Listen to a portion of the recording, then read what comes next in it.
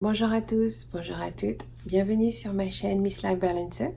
Donc je m'appelle Séverine Wogu, je suis une coach de vie et j'aide principalement les femmes à accroître leur business sur internet mais aussi à s'épanouir dans leur vie. Le focus généralement lorsqu'on a un business ou qu'on a des objectifs, c'est de mettre toute son énergie dans ce qu'on est en train de faire et des fois on met le reste au second plan.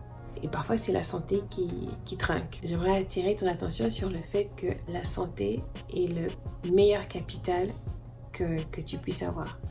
S'il n'y a pas la santé, ce sera dur de continuer à travailler sur ton propre business et ce sera dur de continuer à avancer. Donc, il faut vraiment faire attention à ta santé et mettre toutes les chances de ton côté pour conserver une bonne santé. Aujourd'hui, on va parler de notre consommation de sel.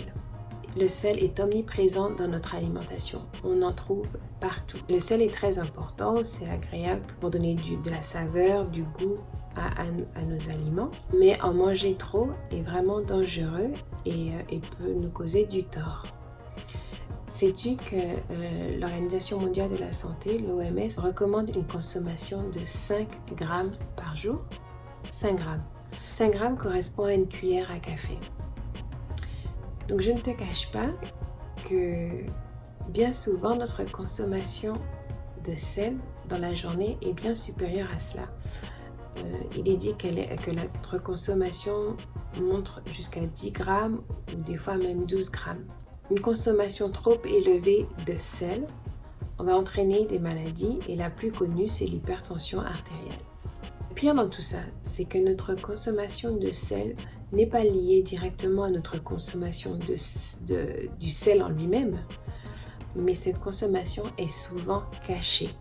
Environ 70% de notre consommation de sel provient de plats cuisinés et des desserts. Par exemple, les boîtes de conserve, les plats surgelés, les pizzas, les soupes ou les sauces. C'est caché en fait. Il est préférable de ne pas consommer les aliments déjà tout cuisinés. Mais si jamais c'est le cas et qu'on ne peut pas faire autrement, voici quelques conseils pour limiter cette consommation de sel. Le premier conseil, c'est de ne pas automatiquement ajouter de sel au repas. Il est préférable de goûter d'abord ton plat et de savoir s'il nécessite l'ajout de sel ou pas. Si tu remarques que ta consommation de sel par jour est assez importante, je te conseillerais pendant 2 ou 3 jours d'essayer de limiter cette consommation et de faire ça assez régulièrement. Et au bout d'un mois, tu vas noter que ton goût, tes papilles gustatives vont changer. Et ce besoin de manger salé va avoir tendance à disparaître. Deuxièmement, je te recommande aussi de remplacer le sel raffiné par du sel non raffiné. Le sel non raffiné a plus de minéraux et sera meilleur pour ta santé.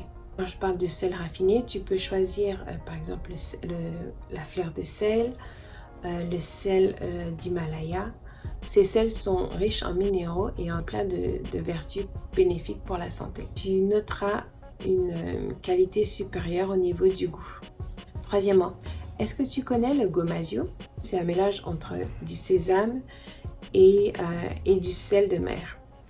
C'est délicieux. Tu peux en rajouter dans tes salades ou dans différents plats. Et dernièrement, lorsqu'on leur ajoute du sel, en général, c'est parce qu'on cherche à agrémenter le goût du plat. Pourquoi ne pas, au lieu de rajouter du sel, pourquoi ne pas rajouter des épices, des herbes ou même un peu de poivre? Ces derniers permettent vraiment d'agrémenter le goût, mais en plus de ça, il n'y a pas de calories. Ils ont leurs propres vertus. Certains ont des vertus antioxydantes, anti-inflammatoires, toniques et parfois même certains permettent de réduire aussi le niveau d'appétit. C'est tout pour aujourd'hui. Le sel c'est bon, c'est bien d'en manger, mais pas trop.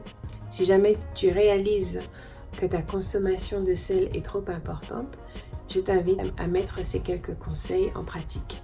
Merci de faire partie de cette communauté Miss Life Balancer, dont l'objectif est vraiment que l'on puisse apprécier la vie que l'on a et vivre une vie épanouie. Inscris-toi à ma chaîne. Merci aussi pour ton soutien en aimant cette vidéo. Je te souhaite une bonne fin de journée et à mercredi prochain. Bye bye.